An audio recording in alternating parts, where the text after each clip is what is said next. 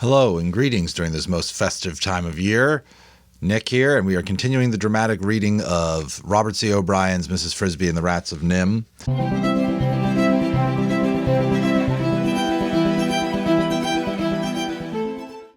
And we are picking up at Thorn Valley is the next chapter. And you might recall they discovered a toy tinker who had passed away and his bus, and they're going in his truck, and they're going to go in and investigate it.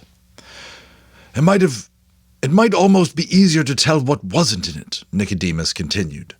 That truck was as roomy as a small bus, and the old man hadn't wasted a square foot of it. Not that it was cluttered. On the contrary, everything was neatly in place on its shelf, or hook, or in its cabinet. It took us a while to understand what a treasure we had found.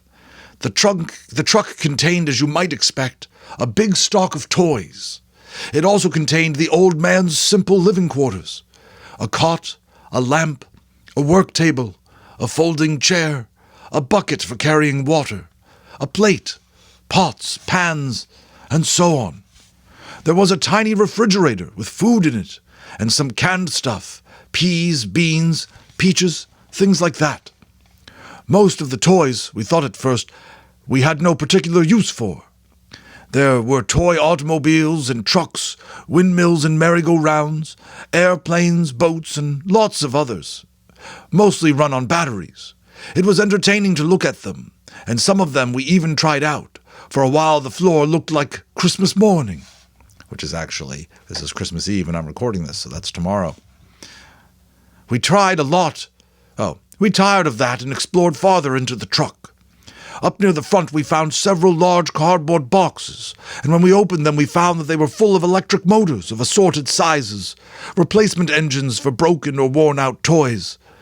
There were dozens of them, ranging from very small, no bigger than a spool of thread, up to some so heavy we could hardly move them.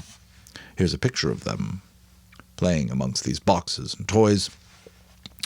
What do you think they're going to do with those motors, huh? Then next to these we found the real treasure, the old man's tools.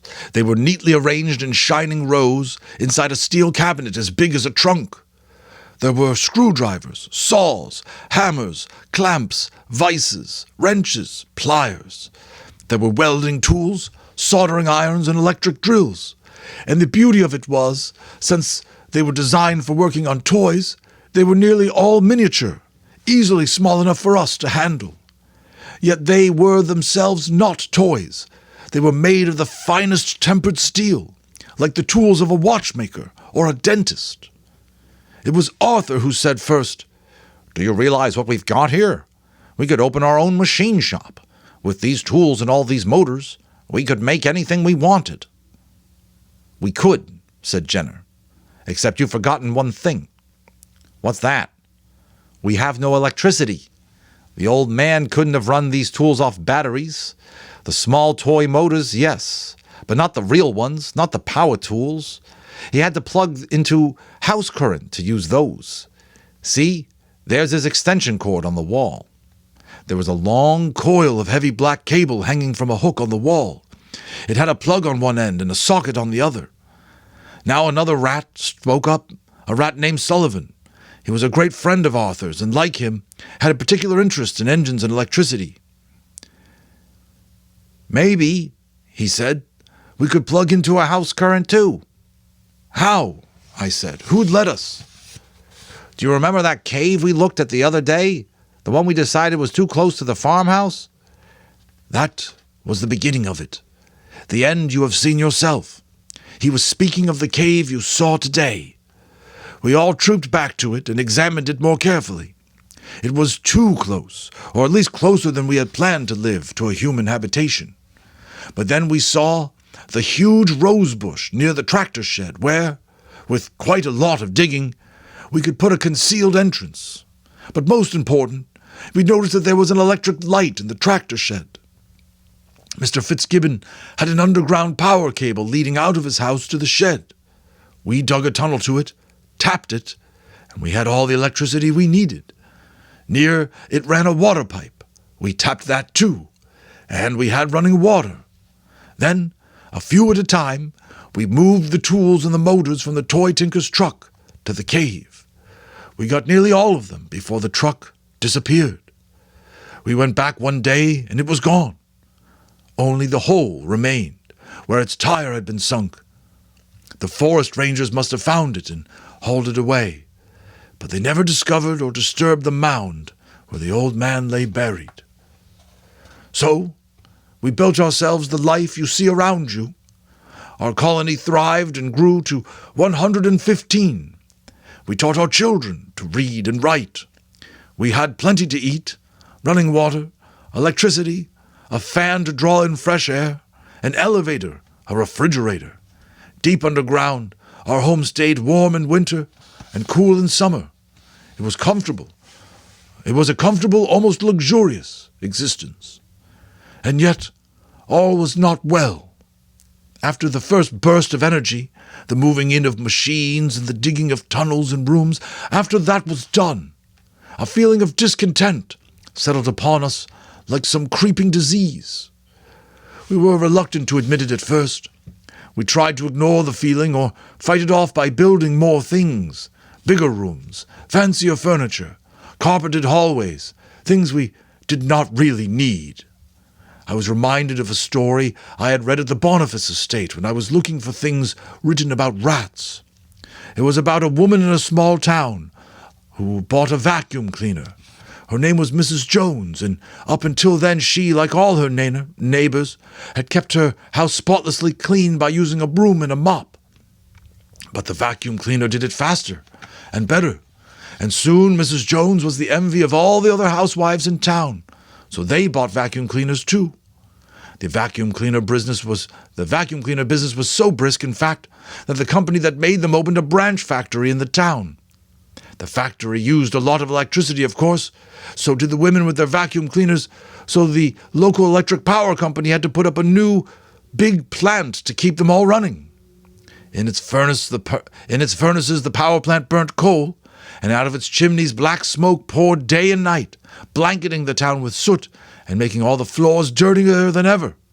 Still, by working twice as hard and twice as long, the women of the town were able to keep their floors almost as clean as they had been before Mrs. Jones ever bought a vacuum cleaner in the first place. The story was part of a book of essays, and the reason I read it so eagerly was that it was called The Rat Race, which I learned means a race where, no matter how fast you run, you don't get anywhere. But there was nothing in the book about rats, and I felt bad about the title because I thought it wasn't a rat race at all. It was a people race. People and race being capitalized. And no sensible rats would ever do anything so foolish. And yet, here we were, rats getting caught up in something a lot like the people race, and for no good reason. And the worst thing was that even with our make-work projects, we didn't really have enough to do. Our life was too easy. I thought of what the scientists had written about our prairie dog ancestors, and I was worried. So were many of the others. I called a meeting, indeed a whole series of meetings, extending over more than a year. We talked and argued and considered, and we remembered our evenings in the library at the Boniface estate when we had wondered what a rat civilization would be like. Oddly enough, Jenner, my old and best friend, took little part in these discussions. He remained rather glumly silent and seemed disinterested. But most of the others felt as I did, and slowly things became clear. We saw our problems, and we figured out as well as we could what to do about them. First, we realized that finding the toy tinker's truck, which had seemed like such an enormous stroke of luck, had in fact led us into the very trap we should have avoided. As a result, we were now stealing more than ever before, not only food, but electricity and water. Even the air we breathed was drawn in by a stolen fan, run by a stolen current. It was this, of course, that made our life so easy that it seemed pointless. We did not have enough work to do, because a thief's life is always based on somebody else's work. I feel like this is a very powerful part of the book, and it's bringing up sort of perspectives I don't think any of us as readers really expected to get into with the Rats of NIMH, but it's sort of a metaphor for, like you said, the people race and what we do the human race, what we do with the earth. We sort of steal and take, don't we? So this is chapter 170 to 171 in my copy. If those of you who are writing about this want to go back and reference it, might be useful. Second, there was always the fear in the back of all our minds that we might get caught. Or perhaps not caught. We took sorry, my throat there. We took precautions against that, so much as found out. Mr. Fitzgibbons was surely aware that some of his crops were being removed, and as our group grew larger, we would have to take more and more. Already, he had begun lining some of his grain bins with sheet metal. That didn't bother us particularly, because we knew how to get the doors open. But suppose he should take to locking them. We could cut through the locks, of course, or even through the sheet metal walls. We have the tools for that, but it would be a dead giveaway. What would Mr. Fitzgibbon think about rats who could cut through metal? All these things we worried about, and talked about, and puzzled over, but we could not find an easy answer, because there was none. There was, however, a hard answer. I began taking long walks into the forest. I had an idea in the back of my head. Sometimes I went alone, sometimes with some of the others. On one particular day I went with Jenner. I had not yet told him about my idea, nor did I on the morning we set out, but merely proposed a direction. We took along enough food for lunch. I remember it was autumn, a bright, cool day. The leaves made a rustling sound when the wind blew, and some were turning yellow. In my walks I'd been exploring the jeep trails, trying to find out where they went and where they didn't go, trying to find the wildest parts of the forest, places where not even the rangers ever went. A few times I tried asking for information. I asked 2 squirrels, for instance, if they knew what lay on the other side of the mountain that rose before me. But they were silly, fearful creatures, and after looking at me in surprise, they both scurried up an oak tree and scolded senselessly in loud voices, shaking their tails, until I left. I asked some chipmunks, and they were more polite. They couldn't answer my question, never having been farther than 100 yards from where they were born. I suppose that's maybe true about chipmunks, but advised me to ask the birds, more specifically, one bird, a very old owl who was famous throughout the forest. They even told me how to find the enormous tree in which he lived.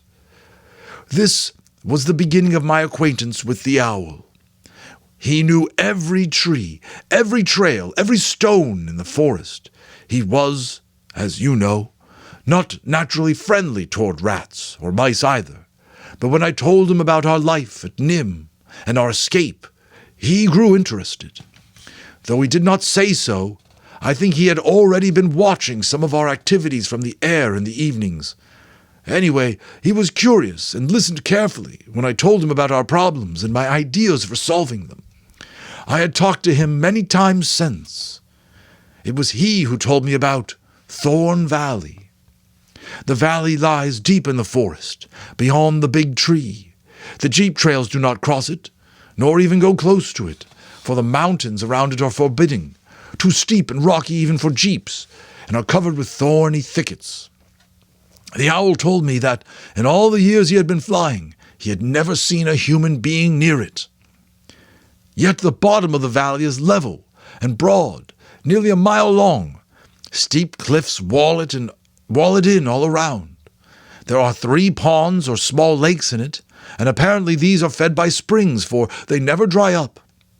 On clear days, the owl said, he sometimes saw small fish swimming in them. I thought, could rats weave fish nets or make fish hooks? It was this valley I was looking for the day I set out with Jenner. I had careful directions from the owl, yet it took us half a day, moving briskly, to reach the base of the mountains. Then up very steeply, for more than an hour. Not really difficult for us, since rats are better climbers than men. Also, we are shorter, so we had little trouble with the spiny underbrush. From the top of the high ridge at last, we looked down, and the valley lay before us. It was beautiful, and still a wild and lonely place. Through the green and yellow treetops below us, I could see the water of one of the ponds sparkling in the sun. I got the idea that my eyes, our eyes, were the first ever to see it. Yet that was not true, for as we descended into the valley, a deer suddenly appeared in the trees ahead and went bounding off down the slope. There were wild animals there, and I wondered if they even suspected that outside these walls of mountains there were cities and roads and people. Most of the valley floor was in forest, great spreading oak and maple trees, but near one of the ponds I saw what I had hoped to find, a large, natural clearing, a glade where only coarse grass and wildflowers grew, and some clumps of black raspberry bushes. This clearing was on the far side of the valley. Beyond it the mountain wall rose again, a steep slope with big outcroppings of stone, granite ledges that thrust 6 or 10 feet out of the earth. We could live here, I said to Jenner. I suppose we could, he said. It's a beautiful place, but it's a long way from the barn. Think how far we'd have to carry food, and no electricity. We could grow our own food, I said. I started to add, but didn't, and maybe someday make our own electricity if we decided we wanted to. We don't know how. Anyway, where would we grow it? Right here. It would be easy to clear away these weeds and bushes, and if we dug into the mountainside, under those rock ledges, we'd have all the cave space we wanted. Dry and warm, with a good roof. There could be room enough for 1,000 of us. There aren't 1,000 of us. There might be, someday. But why? Why move?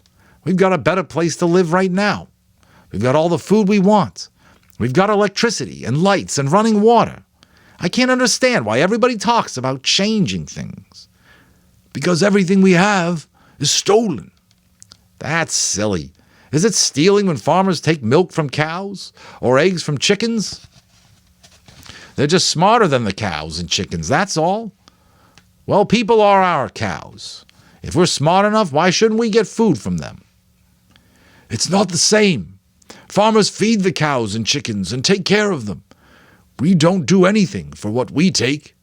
Besides, if we keep it up, we're sure to be found out. What then? What if we are? People have been trying to exterminate rats for centuries, but they haven't succeeded, and we're smarter than the others. What are they going to do? Dynamite us? Let them try. We'll find out where they keep the dynamite and use it on them. Then we'd really be found out, don't you see, Jenner? If we ever did anything like that, they'd figure out who we are and what we know. Then only 2 things could happen. Either they'd hunt us all down and kill us, or they'd capture us and put us in a sideshow, or maybe take us back to NIMH. And this time we'd never get away. I don't believe any of that, Jenner said. You've got this idea stuck in your head. We've got to start from nothing and work hard to build a rat civilization. I say, why start from nothing when you can start with everything? We've already got a civilization. No, we haven't. We're just living on the edge of somebody else's, like fleas on a dog's back. If the dog drowns, the fleas drown too. That was the beginning of an argument that never had a satisfactory ending. Jenner would not yield to my point of view, nor I to his. It wasn't that he was lazy and didn't want to work. He was just more cynical than the rest of us. Stealing did not bother him, and he was a pessimist. He never believed that we could really make it on our own. Maybe he was right, but I and most of the others felt that we must at least try. If we fail, well, I suppose we must come back here or find some other farm, or eventually forget all we learned and go back to stealing garbage. So we began working out the plan. Here's a picture, by the way, of the valley they're looking down on. We began working out the plan. It has been a long time coming. 3 years ago, this spring, we started watching Mr. Fitzgibbon to learn what he did and how he did it, to bring food out of the earth. We collected books and magazines on farming. We discovered early that in order to stop stealing, we would, for a while, have to steal more than ever.